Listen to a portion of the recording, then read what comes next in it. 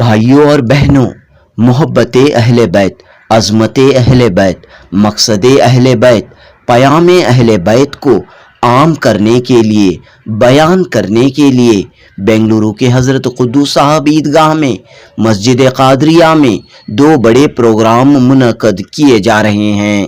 जी हाँ दोस्तों, रियासत कर्नाटक का मशहूर मिली समाजी तालीमी इदारा सैयदा ज़ैनब एजुकेशन फाउंडेशन के तहत इसी माह की 4 और 5 तारीख को 2 बड़े प्रोग्राम मुनक़द किए जा रहे हैं। 4 अगस्त 2023 बरोज़ जुमा असरता रात 10 बजे तक कुल हिंद नातिया व मनक़बती मुशायरा मुनक़द होगा। इसी तरह 5 अगस्त बाद नमाज असर से 11वां अज़मत अहले बैत कॉन्फ्रेंस का इनेकाद अमल में आएगा। इन दोनों प्रोग्रामों में मुल्क की मुख्तलिफ रियासतों से उलमाए कराम, शोराए कराम, मशाइखीन एज़ाम शिरकत करेंगे। ख़वातीन के लिए भी अलहदा पर्दे के साथ इंतज़ाम रहेगा। तमाम लोगों के लिए लंगरे इमाम हुसैन का नज़्म रहेगा। सैयदा ज़ैनब एजुकेशन फाउंडेशन के सदर अलहाज अतीक अहमद और सेक्रेटरी इस्माइल खान ने मीडिया से खिताब करते हुए 4 और 5 अगस्त की शाम होने वाले इन दोनों प्रोग्रामों की तफसीलात फराहम की। जुनूबी न्यूज़ रिपोर्ट। अस्सलामु अलैकुम वरहमतुल्लाहि वबरकातुहू। हज़्ब मामूल हर साल की तरह इस साल भी अज़मत अहले बैत मनाया जा रहा है। ये 11वां अज़मत अहले बैत कॉन्फ्रेंस है। इस बार हमने 2 दिन का प्रोग्राम रखे हैं, क्योंकि हर साल ये देखा जा रहा है कि काफ़ी लोग आते हैं, शोरा इकराम आते हैं, उलमा इकराम आते हैं, मशाइखीन आते हैं, और जितने लोग इधर आते हैं वो अपनी बात रखने के लिए एक दिन के प्रोग्राम में सबकी बात पूरी हो नहीं पा रही है। इसलिए हमने सोचा कि कई लोग चाहते थे कि शोरा इकराम बहुत दूर दूर से आते हैं और वो भी उनकी बात एक मनखबत में या नातिया की तरह वो पेश करना चाहते थे, और कई लोग को मौका नहीं मिलता, तो इसलिए हमने इसको 2 दिन का हमने प्रोग्राम रखा है। पहले दिन नातिया मनखबत मदा खान अहले बैत का प्रोग्राम रहेगा, असर से ईशान तक, शायद यह 10 बजे तक होगा। और दूसरे दिन हज़्ब मामूल शाम में जुलूस रहेगा, और उसके बाद तमाम उलमा इकराम, मशाइखीन इकराम निज़ाम से तकरीर रहेगी। इंशाअल्लाह मग़रिब से लेके रात के 10 बजे तक ये प्रोग्राम इंशाअल्लाह ये रहेगा। 4 जुमे के दिन और 5 हफ्ते के दिन, इसी हफ्ते में ये दोनों प्रोग्राम होंगे। चाहता हूँ कि तमाम हज़रात जो देख रहे हैं इस अनाउंसमेंट को, आप सब अपने दोस्त अहबाब के साथ आएँ उधर, और औरतों के लिए भी पर्दे का एहतमाम है। सबको इसमें शिरकत करके सवाब और जो भी गलत फहमियाँ हैं अहले बैत के मुतालिक, जो हर दिन यही देखा जाता है कि अहले बैत की बात आई तो शिर्क और बिद्दत में लोग उसको जमा देते हैं। इन पूरे जो कन्फ्यूजन्स लोग क्रिएट करे हैं, इन सब को दूर करने के लिए थोड़ा वक्त निकालिए, बैठिए और घर की बात घर वालों से सुनिए। सादात इकराम आएंगे, उनके ज़ुबानी सुनिए, और जो भी गलत फहमियाँ लोगों के दिमागों में है इसको दूर कीजिए। अगर आपको पूछताछ भी करना है तो तकरीबन 100 मशाइखीन निज़ाम, उलमा इकराम सब आ रहे हैं। आप सब उनसे मुखातिब हो के आप अपने जो भी सवाल जवाब हैं आप उनसे है ना पेश करके उसका जवाब लीजिए। काफ़ी अरेंजमेंट्स किया गया है, और उसके बाद ज़ियाफ़त का भी आम इंतज़ाम किया गया है। पहले दिन दूसरे दिन दोनों दिन भी किया गया है, ताकि लोग सबको सुनने के बाद फिर रात को 11-12 बजे जाके फिर खाने पीने के लिए इधर उधर ना टहले। आली मुक़ाम इमाम हुसैन अलैहिस्सलाम का लंगर रहेगा दोनों दिन, तो उस लंगर से लोगों को हम भी अपना ये करना चाहें। सब लोग मिलके थोड़ा थोड़ा पेश करें, तो ताकि जो गलत फहमियाँ हैं बुज़ुर्गान दीन औलिया इकराम के मुतालिक या अहले बैत के मुतालिक, तो इसको है ना काफ़ी हद तक दूर कर सकते हैं। क्योंकि जनरली ये आता है कि हमने अली कह दिया या हज़रत बीबी ज़ैनब अलैहिस्सलाम कह दिया या हज़रत इमाम हुसैन कह दिया, तो लोगों के जहन में ये आता है कि शिया है। तो मैं चाहता हूँ कि लोग कि जिस तरह अल्लाह ने 5 चीज़ें फ़र्ज़ की हैं, अहले बैत की मोहब्बत भी एक फ़र्ज़ है। कई लोगों को ये पता नहीं है। जब तक इसको अपने दिमाग और दिलों में फ़र्ज़ नहीं करेंगे, बाकी चीज़ें आप देख सकते हैं कि हज़ारों करोड़ों साल जो इबादत किए उनका हाल क्या हुआ। अगर जो लोग समझते हैं कि मैं काफ़ी इबादत कर दिया, उनको एक गुरूर चढ़ जाता है कि मेरे बहुत नमाजें हैं, मेरी बहुत कुरान की तिलावत हो गई है। जब तक सरकार मदीना सल्लल्लाहु अलैहि वसल्लम की मोहब्बत दिल में नहीं है, इश्क़ रसूल नहीं है, इश्क़ अहले बैत नहीं है, ये तमाम जितनी भी इबादतें हैं वो शायद रंग नहीं लाएगी। आप जन्नत चले जाएंगे, लेकिन फिर भी वहाँ आप, मेरे सरकार मदीना सल्लल्लाहु अलैहि वसल्लम ने कहा है कि जिससे आप मोहब्बत की है, जिसकी दिल में आपकी मोहब्बत है, वो आपके साथ क़यामत में या जन्नत में रहेगा। शायद जन्नत मिल भी जाए तो मेरे सरकार मदीना सल्लल्लाहु अलैहि वसल्लम की सोबत आपको नहीं मिलेगी। क्योंकि आपको ये एक बहुत अच्छी अपॉर्चुनिटी मैं समझता हूँ, क्योंकि मुझे भी इस मदरसा खोलने से पहले बहुत कम जानकारी थी, और जानकारी के लिए मदरसा खोला तो अल्हम्दुलिल्लाह मैंने भी कुछ सीखा हूँ। तो अगर आप जिस तरह लोग चाहते हैं कि शफाअत मुझे मेरे सरकार मदीना सल्लल्लाहु अलैहि वसल्लम की हो, हौज़ कौसर में मैं उनके हाथों जाम पीऊँ और उसके बाद भी मैं उनके साथ रहूँ, जैसे सहाबा इकराम चाहते थे कि हम ज़िंदगी में तो हमने आपको देखा है, आपके साथ रहे हैं, इस जहाँ के बाद हमारा क्या होगा, क्या हम आपके साथ रहेंगे। तो मेरे सरकार मदीना सल्लल्लाहु अलैहि वसल्लम ने ये नहीं कहा कि आप कितने नमाज पढ़े हैं, ये नहीं पूछा कि आपने कितने रोज़े रखे हैं, ये नहीं कहा कि आपने कितने हज किए हैं, ये कहा कि तेरे दिल में क्या है, किसके लिए मोहब्बत है।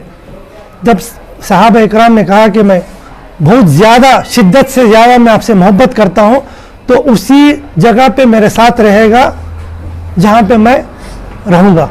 यानी आपको अगर निस्बत जोड़ना है तो एक अच्छा मौका है दुनिया में कि आप उनकी मोहब्बत की निस्बत जोड़ें। जब तक आप यहाँ नहीं जोड़ेंगे, मरने के बाद आपको निस्बत नहीं मिलेगी। जो भी निस्बत है, मोहब्बत है, ताल्लुक़ है, वो यहीं पे मिलेगी। और सबसे आसान सरकार मदीना सल्लल्लाहु अलैहि वसल्लम से पहुँचना है तो उनकी अहले बैत से मोहब्बत करो। बहुत सिंपल से, यानी हर काम के लिए हम सोचते हैं कि एक शॉर्टकट चाहिए, एक शॉर्टकट चाहिए। तो यहाँ पे भी मेरे सरकार तक पहुँचने के लिए, क्योंकि वो महबूब खुदा है, तो उतना आसान नहीं है। एक सिंपल से है, हर एक महबूब है, मेरी भी एक महबूबा है, मेरी बीवी है, तो कोई नहीं चाहता कि उसके करीब हो, कोई मर्द नहीं चाहता कि उसके करीब हो, कोई अपने महबूबा के साथ। क्या अल्लाह चाहेगा कि उसके महबूब के करीब हो जाए, लेकिन उसका होने के लिए एक बहुत सिंपल शॉर्टकट है कि उनकी अहले बैत से मोहब्बत करो। दूसरा कुछ भी नहीं मांगा कि भाई आप ये करो वो करो, नहीं, अहले बैत से मोहब्बत करो, मेरे से करीब हो जाओगे आप। अब जितनी चीज़ें मेरे सरकार ने सुनाया है, क्यों कहा है, ये 2 चीज़ें मैंने भारी चीज़ें छोड़ के गया हूँ, एक तो कुरान और एक अहले बैत है। क्या है, दुनिया में भी 2 चीज़ें हैं, एक थियोरेटिकल है और एक प्रैक्टिकल है। थियोरी कितनी भी पढ़ लो, जब तक प्रैक्टिस नहीं करोगे आप कामयाब नहीं होगे। प्रैक्टिकल कुछ भी करेंगे लेकिन आप गलत कर सकते हैं, क्योंकि थियोरेटिकल आपको कुछ मालूम नहीं है। तो थियोरी परफेक्ट हुई तो प्रैक्टिस में आप उतरो। थियोरी अल्हम्दुलिल्लाह मजबूत से थामो, कुरान है। प्रैक्टिकल मजबूत से थामो, वो है अहले बैत। तो उनकी ज़िंदगी का जो भी, उन सारी ज़िंदगी जो गुजारे हैं, किस तरह ज़िंदगी बसर किए हैं, इस्लाम के लिए उन्होंने क्या क्या कुर्बानी दी है, जान माल हर चीज़ की दी है, क्या नहीं दिए हैं, और इंसान की हिदायत के लिए प्रैक्टिकली क्या क्या किए हैं। सिंपल से एक छोटे दुआ मांगने के, हज़रत इमाम हसन अलैहिस्सलाम की जो फर्जंद थे, हसन मुसन्ना रज़ियल्लाहु अन्हु, उन्होंने काबतुल्लाह शरीफ के पास खड़ के ज़ारो ख़तार रो रहे थे, और वक्त के जो एक बड़े पाए के बुज़ुर्ग जो वहाँ से गुज़र रहे थे, वो खड़ के सुन रहे थे कि उनको पता नहीं था कि ये लड़का जो खड़ा है कौन। क्योंकि आप जब भी काबतुल्लाह शरीफ को आप चिपक के आप खड़ते हैं, पीछे से किसी को पता नहीं चलता क्या वो कौन। और अरबों ऐसे हैं कि उनका पूरा ऊपर सर से लेकर तक नीचे तक उनका जो कपड़ा उड़ा रहता है, तो पता ही नहीं चलता कि कौन खड़े हैं काबतुल्लाह शरीफ से चिपक के। मेरे जैसा गुनहगार, मेरे जैसा खताकार, मेरे जैसा जो भी वो अल्फाज इस्तेमाल कर रहे थे कि बाद में वो खड़के बुजुर्ग सारे उनके दुआएं सुन के पलटे और देखे कि हज़रत इमाम हसन अलैहिस्सलाम के फर्जन है, जिनसे सारे लोग उम्मीद रखते हैं कि इनकी दुआओं से हमारी नजात हो जाएगी। और वो कहने लगे कि बुजुर्ग के हम आपकी दुआओं के मुंतज़िर हैं, हम चाहते हैं कि आपकी दुआ हो जाए तो हमारी नजात हो जाएगी, लेकिन आप इस तरह से दुआ कर रहे हैं। वो तो परवरदिगार आलम है जो हमको चुना है। हर चीज़ जो भी हम कर रहे हैं एक प्रैक्टिकल होगी, किस तरह परवरदिगार आलम के सामने दुआ करना चाहिए। ये सब हमने सारी दुनिया अगर सीखी है, कोई बुजुर्ग बने, कोई वली बना, कोई खुतब बना, तो ये सब उन्हीं की बदौलत, उनके नक्शे कदम में चल के, उनकी तरह से इबादत, उनकी तरह से तौबा, उनकी तरह से हर चीज़ जो ज़िंदगी की जो सरकार मदीना सल्लल्लाहु अलैहि वसल्लम ने सिखाए हैं और जो कुरान मजीद में मौजूद है, ये प्रैक्टिकल अगर है तो अहले बैत है जिनसे सारी दुनिया से सीखी है। इसलिए मैंने सरकार मदीना सल्लल्लाहु अलैहि वसल्लम ने कहा कि आप कुरान को मजबूत से पकड़ो और इसको प्रैक्टिकल्स के लिए मेरे अहले बैत को थामो। आप यहाँ और मरने के बाद दोनों जगह पे कामयाब रहेंगे। क्या आप ये समझते हैं कि झूठ है? अगर सरकार मदीना सल्लल्लाहु अलैहि वसल्लम ने कहा है, अगर आप इसको झुटलाएंगे और इसको शिर्क कहेंगे तो आप किसको बोल रहे हैं ये बात? ये सरकार मदीना सल्लल्लाहु अलैहि वसल्लम की तरफ रुजू होगी ये बात। तो हमारा हाल क्या होने वाला है हम खुद ही सोचना चाहिए। इसलिए हमने मदरसा कायम किया और लोग ये दुनिया में इसलिए ज़्यादा शिर्क व बिदअत की आई क्योंकि ये तबका सिर्फ तौहीद की तरफ ज़्यादा तवज्जो ज़्यादा है, उसको रिसालत की तरफ से ज़्यादा उसकी खींच नहीं है। यही मैसेज देने के लिए ये अहले बैत कॉन्फ्रेंस किया जा रहा है हर साल, ताकि ये मैसेज हम सबको पहुंचाए। मैं चाहता हूं कि जितने भी लोग सुन रहे हैं, मैं बहुत कम जानता हूं इसलिए थोड़ा बोला हूं, और जो लोग इसके अंदर एक्सपर्ट्स हैं वो ज़्यादा डिटेल में बोलें, क्योंकि मैं आलिम हूँ नहीं, लेकिन जितना मैंने सुना हूँ मैंने आप तक मैं पहुँचाया हूँ। मैं चाहता हूँ कि जो भी लोग सुन रहे हैं आप आए, बैठे, और घर की बात तो घर वाले ही सुनाएंगे, सादात इकराम आएंगे, उनसे सुनिए। आप अपनी ज़िंदगी में ये तीनों को जोड़ के दुनिया भी मुकम्मल कीजिए और अपनी आखिरत भी बनाइए। इसमें लोग ज़्यादातर पूछते हैं कि आपका फ़ायदा क्या, फ़ायदा क्या, फ़ायदा क्या? सबको राह दिखाने से ही फ़ायदा है, दूसरा कोई फ़ायदा नहीं है।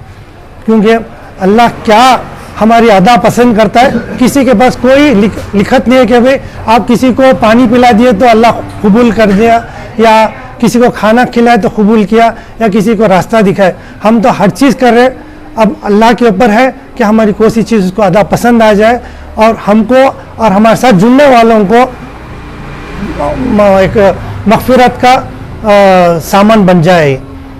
बस इस बात से मैं मेरी बात को ख़त्म करता हूँ। अस्सलाम वालेकुम वरहमतुल्लाहि वबरकातुहू। रियासत कर्नाटक का मशहूर और मारूफ इदारा सैयदा ज़ैनब एजुकेशन फाउंडेशन, जो इंसानियत के खिदमत के लिए कायम करदा है, ख़ास व ख़ास कौम मिलत के लिए कायम करदा इदारा है। इसके बानी और चेयरमैन अल्लाह जती खामा साहब और नायब चेयरमैन मोहतरमा तहसीन आरा साहिबा, इन दोनों की सरपरस्ती में जो है निज़ाम चल रहा है।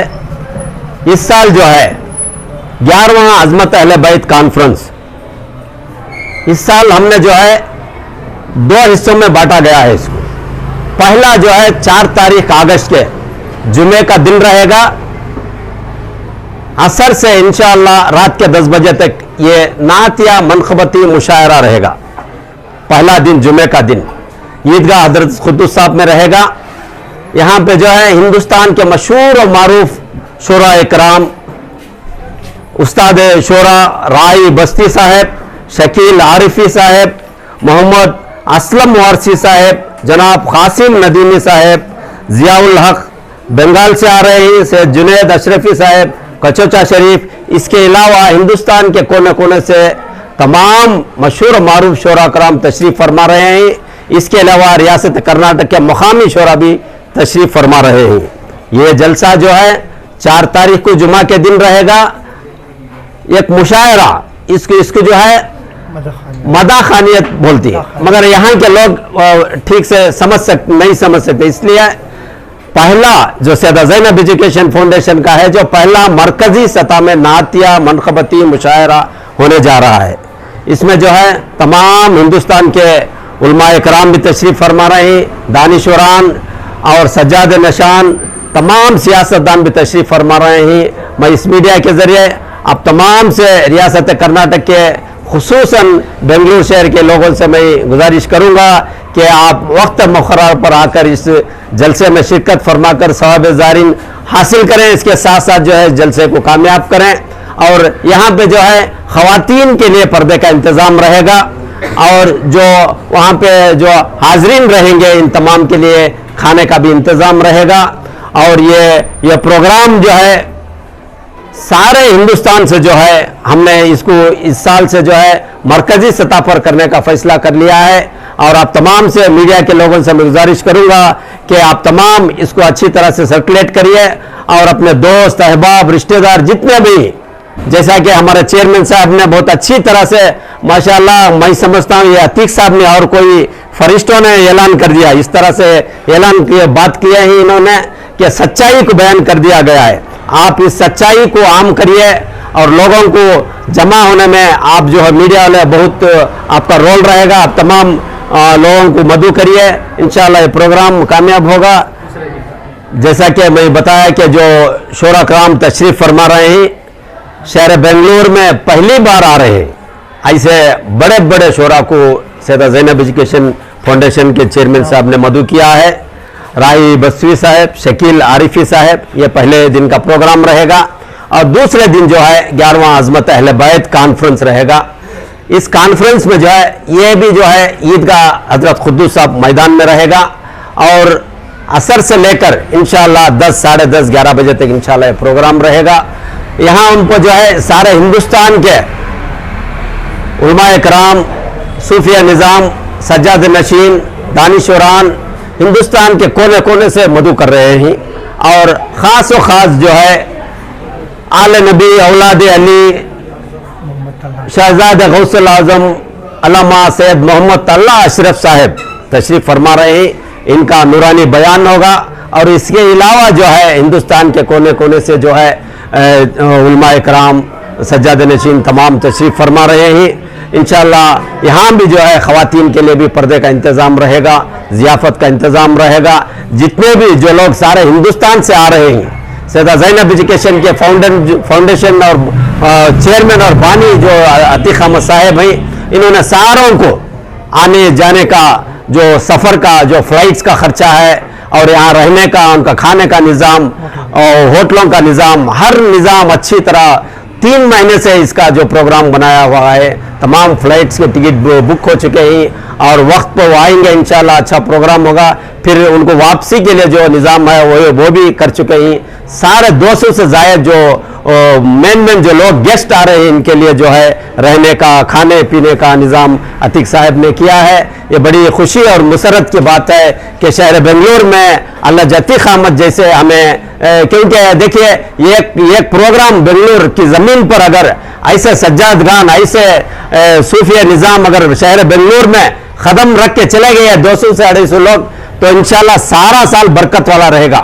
हमारा शहर जो है साल बरकत वाला रहेगा।